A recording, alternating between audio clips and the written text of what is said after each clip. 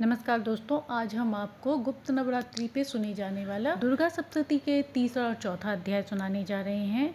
जो लोग गुप्त रूप से पूजा आराधना कर रहे हैं वो दुर्गा सप्तशती को गुप्त रूप से सुन भी सकते हैं। तो चलिए शुरू करते हैं। जगदम्बा माँ के श्री अंगों की कांति उदय काल के सहस्त्र सूर्यों के समान है। वे लाल रंग की रेशमी साड़ी पहने हुए हैं। उनके गले में मुंडमाला शोभा पा रही है। दोनों स्तनों पर रक्त चंदन का लेप लगा है। वे अपने कर कमलों में जप मालिका, विद्या और अभय तथा वर्म नामक मुद्राएं धारण किए हुए हैं। 3 नेत्रों से सुशोभित मुखार बिंद की बड़ी शोभा हो रही है। उनके मस्तक पर चंद्रमा के साथ ही रत्नमय मुकुट बंधा है तथा वे कमल के आसन पर विराजमान है। ऐसी देवी को मैं भक्ति पूर्वक प्रणाम करता हूँ। ऋषि कहते हैं, दैत्यों की सेना को इस प्रकार तहस नहस होते देख दैत्य सेनापति चिछुर क्रोध से भरकर अंबिका देवी से युद्ध करने के लिए आगे बढ़ा। वह असुर रणभूमि में देवी के ऊपर इस प्रकार बाणों की वर्षा करने लगा जैसे बादल मेरुगिरी के शिखर पर पानी की धार बरसा रहा हो। तब देवी ने अपने बाणों से अपने बाण समूह को अनायास ही काट कर उनके घोड़ों और सारथी को भी मार डाला। साथ ही उनके धनुष तथा अत्यंत ऊंची ध्वजा को भी तत्काल काट गिराया। धनुष कट जाने पर उनके अंगों को अपने बाणों में बीन डाला। धनुष, रथ, घोड़े और सारथी के नष्ट हो जाने पर वह असुर ढाल और तलवार लेकर देवी की ओर दौड़ा। उसने तीखी धार वाली तलवार से सिंह के मस्तक पर चोट करके देवी को भी बाईं भुजा में बड़े वेग से प्रहार किया। राजन, देवी की बाह पर पहुंचते ही वह तलवार टूट गई। फिर तो क्रोध से लाल आंखें कर उस राक्षस ने शूल हाथ लिया और उसे उस महादैत्य ने भगवती भद्रकाली के ऊपर चलाया। वह शूल आकाश से गिरते हुए सूर्यमंडल की भांति अपने तेज से प्रज्वलित हो उठा। उस शूल को अपनी ओर आता देख देवी ने शूल का प्रहार किया। उससे राक्षस के शूल के सैकड़ों टुकड़े हो गए। साथ ही महादैत्य चिछोर की भी धज्जियां उड़ गई। वह प्राणों से हाथ धो बैठा। महिषासुर के सेनापति उस महाक्रमी चिछोर के मारे जाने पर देवताओं को पीड़ा देने वाला चमार हाथी पर चढ़कर आया। उसने भी देवी के ऊपर शक्ति का प्रहार किया, किंतु जगदम्बा ने अपने ऊपर हुंकार से ही आहत एवं निष्क्रम करके तत्काल पृथ्वी पर गिरा दिया। शक्ति टूटकर गिरी हुई देख चमार को बड़ा क्रोध आया। अब उसने शूल चलाया, किंतु देवी ने उसे भी अपने बाणों द्वारा काट डाला। इतने में ही देवी का सिंह उछला, हाथी के मस्तक पर चढ़कर बैठा और उस दैत्य के साथ खूब जोर लगाकर बाहु युद्ध करने लगा। वे दोनों लड़ते लड़ते हाथी से पृथ्वी पर आ गए और अत्यंत क्रोध में भरकर एक दूसरे पर बड़े भयंकर प्रहार करते हुए लड़ने लगे। तदंतर सिंह बड़े वेग से आकाश की ओर उछला और उधर से गिरते समय उसने अपने पंजों की मार से चमार का सिर धड़ से अलग कर दिया। इसी प्रकार उदग्र भी शिला और वृक्ष आदि की मार खाकर रणभूमि में देवी के हाथ से मारा गया तथा कसल भी दांतों, मुखों और थप्पड़ों की चोट से धराशायी हो गया। क्रोध में भरी हुई देवी ने गदा की चोट से उद्दत को चूर्ण कर डाला। बिंदीपाल ने वाष्कल को तथा बाणों से ताम्र और अंधक को मौत के घाट उतार दिया। 3 नेत्र वाली परमेश्वरी ने त्रिशूल से उग्रसेन, उग्रवीर तथा महाहनु नामक दैत्य को मार डाला। तलवार की चोट से विडाल के मस्तक को धड़ से काट गिराया। दुधर और दुर्मुख इन दोनों को भी अपने बाणों से यमलोक में भेज दिया। इस प्रकार अपनी सेना का संहार होता देख महिषासुर ने भैंसे का रूप धारण करके देवी के गढ़ों को त्रास देना आरंभ किया। किन्हीं को थुथुन से मारकर, वेग से किन्हीं को सिंघना से, कुछ को चक्का देकर और कितनों को निश्वास वायु झोंक से धराशायी कर दिया। इस प्रकार गढ़ों की सेना को गिराकर वह असुर महादेवी सिंह को मारने के लिए झपटा। इससे जगदम्बा को बड़ा क्रोध हुआ। उधर पराक्रमी महासुर भी क्रोध से भरकर धरती से खुरों को खोदता हुआ अपने सींगों से ऊंचे ऊंचे पर्वतों को उठाकर फेंकने और गर्जन करने लगा। उसके वेग के चक्कर में देने के कारण पृथ्वी क्षुब्ध होकर फटने लगी। उसकी पूंछ से टकराकर समुद्र सब ओर से धरती को डुबोने लगा। हिलते हुए सींगों के आघात से वे दीन होकर बादलों के टुकड़े टुकड़े हो गए। उसके श्वास की प्रचंड वायु के वेग से उड़े हुए सैकड़ों पर्वत आकाश से गिरने लगे। इस प्रकार क्रोध से भरे हुए उस महादैत्य को अपनी ओर आते देख चंडिका ने उसका वध करने के लिए महान क्रोध किया। उन्होंने पाश फेंक कर उस महान असुर को बांध लिया। उस महासंग्राम में बच जाने पर उसने भैंसे का रूप त्याग दिया और तत्काल के रूप में प्रकट हो गया।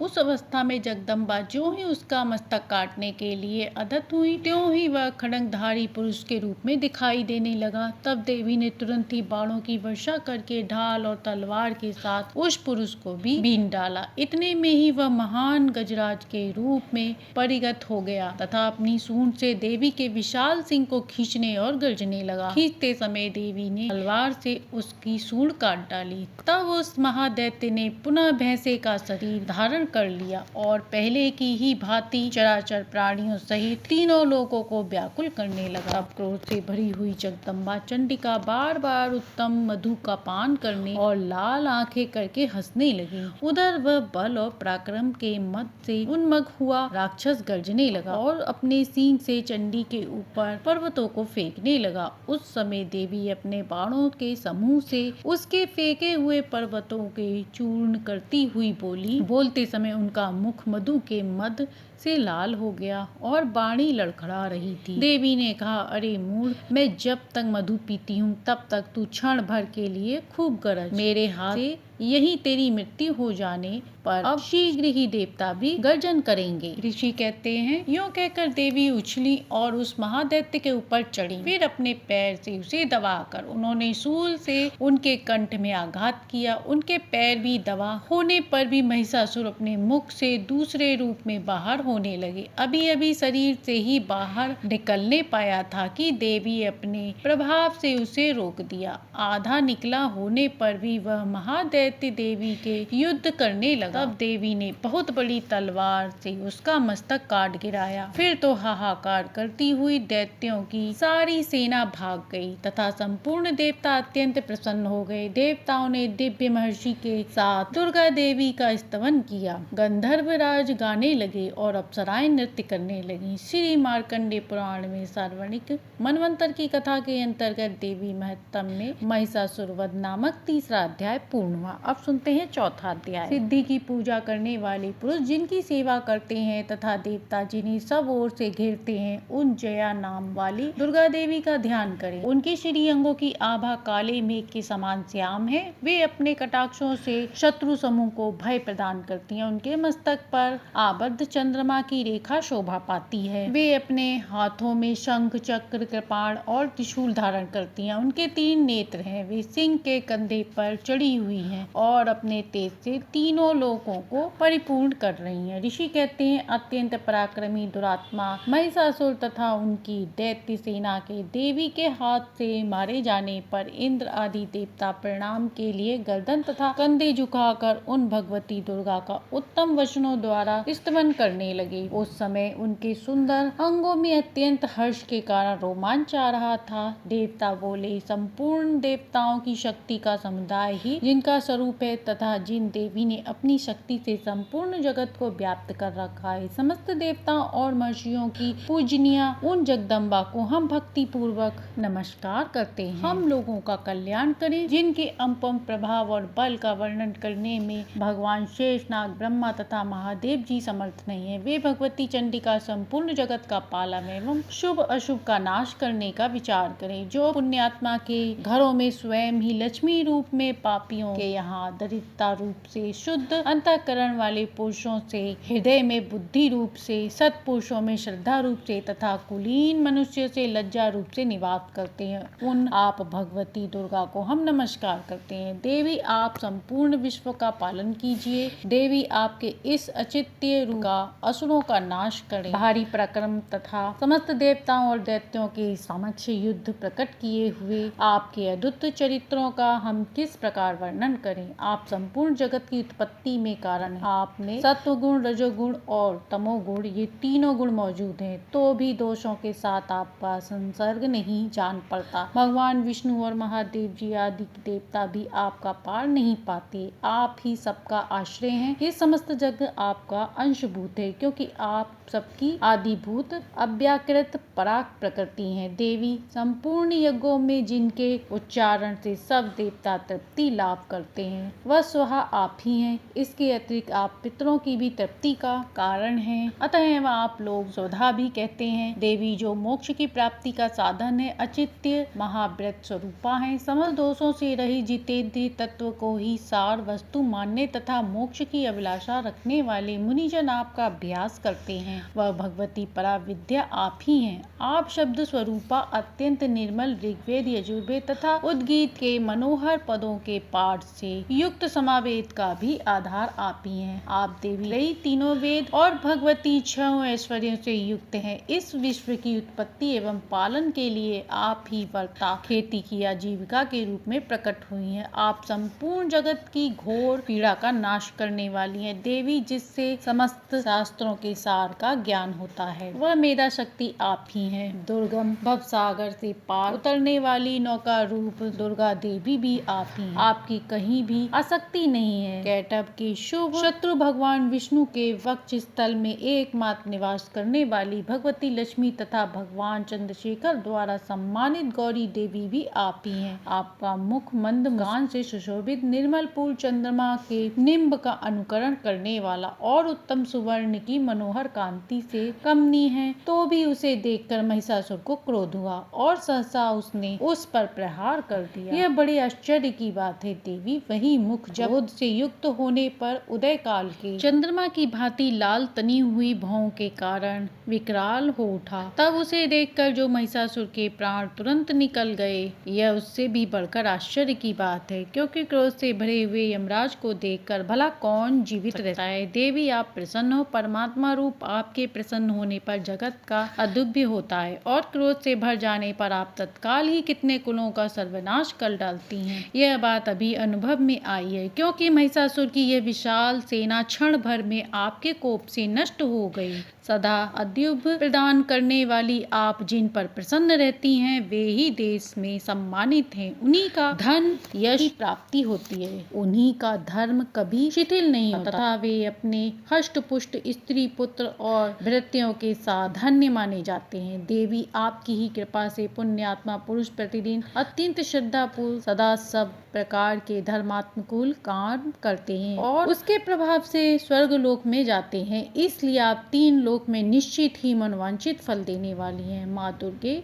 आप स्मरण करने पर सब प्राणियों का भय हर लेती हैं और स्वस्थ पुरुषों द्वारा चिंतन करने पर उन्हें परम कल्याण बुद्धि प्रदान करती हैं। दुख दरिद्रता और भय हरने वाली देवी आपके सिवा दूसरी कौन है, जिसका चित्त सबका उपकार करने के लिए सदा ही रत है। देवी इन राक्षसों के मारने से संसार को सुख मिले तथा ये राक्षस चिरकाल तक नरक में रहने के लिए भले ही पाप करते हों, इस समय संग्राम में मृत्यु को प्राप्त होकर स्वर्ग लोक में जाएं। निश्चय ही यही सोचकर आप शत्रुओं का वध करती हैं। आप शत्रुओं पर शस्त्रों का प्रहार करती हैं। समस्त असुरों की दृष्टिपात मात्र ही भस्म क्यों नहीं करती। इसमें एक रहस्य है, ये शत्रु भी हमारे शत्रु से पवित्र होकर उत्तम लोग हो जाएं। इस प्रकार उनके प्रति भी आपका विचार अत्यंत उत्तम रहता है। खड्ग के तेज पुंज की भयंकर दीप्ति से तथा आपके त्रिशूल के अग्रभाग की धनीभूत प्रभा से चौका दिकर जो असुरों की आंखें फूट नहीं गई, उसमें कारण यही था कि वे मनोहर रश्मियों से युक्त चंद्रमा के समान आनंद प्रदान करने वाले इस सुंदर मुख का दर्शन करते हैं। देवी आपका शील दुराचारियों के बुरे बर्ताव को दूर करने वाला है। साथ ही ये रूप ऐसा है जो कभी चिंतन में भी नहीं आता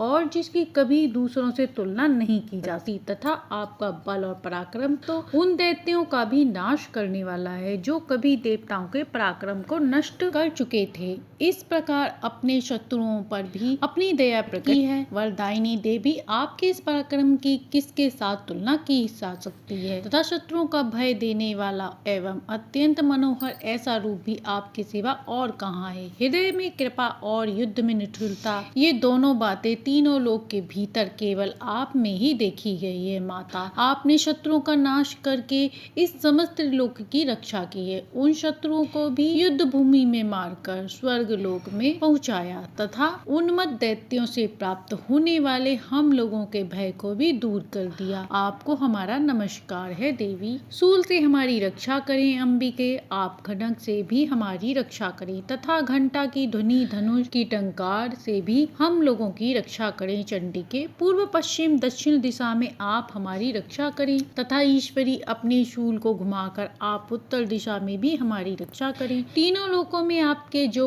परम सुंदर एवं अत्यंत भयंकर रूप विचरत हैं, उनके द्वारा भी आप हमारी तथा इस भूलोक की रक्षा करें अंबिके। आपके कर पल्लवों में शोभा पाने वाले खड्ग, शूल और गदा आदि जो जो अस्त्र हों, उन सब के द्वारा आप सब ओर से हम लोगों की रक्षा करें। ऋषि कहते हैं इस प्रकार देवताओं के जगमाता की स्तुति की और नंदन वन के पुष्पों एवं गंध चंदन आदि के द्वारा उनका पूजन किया। फिर सबने मिलकर जब भक्ति पूर्वक दिव्य धूपों की सुगंध निवेदन की, तब देवी ने प्रसन्न वंदन होकर प्रणाम करते हुए उन देवताओं से कहा। देवी बोली, देवताओं तुम सब लोग मुझसे जिस वस्तु की अभिलाषा रखते हो उसे मांगो। देवता बोले, भगवती ने हमारी सब इच्छा पूर्ण कर दी, अब कुछ भी बाकी नहीं है, क्योंकि हमारा यह शत्रु महिषासुर मारा गया। महेश्वरी, इतने पर भी यदि आप हमें और वर देना चाहती हैं, तो हम जब जब आपका स्मरण करें तब तब आप दर्शन देकर हम लोगों के महान संकटों को दूर करें तथा प्रसन्न मुखी अंबिके, जो मनुष्य इन स्तोत्रों द्वारा आपकी स्तुति करे, उसे वित्त, समृद्धि और वैभव देने के साथ ही उसकी धन और स्त्री आदि संपत्ति को भी बढ़ाने के लिए आप सदा हम पर प्रसन्न रहें। ऋषि कहते हैं, राजन, देवताओं ने जब अपने तथा जगत के कल्याण के लिए भद्रकाली देवी को इस प्रकार प्रसन्न किया,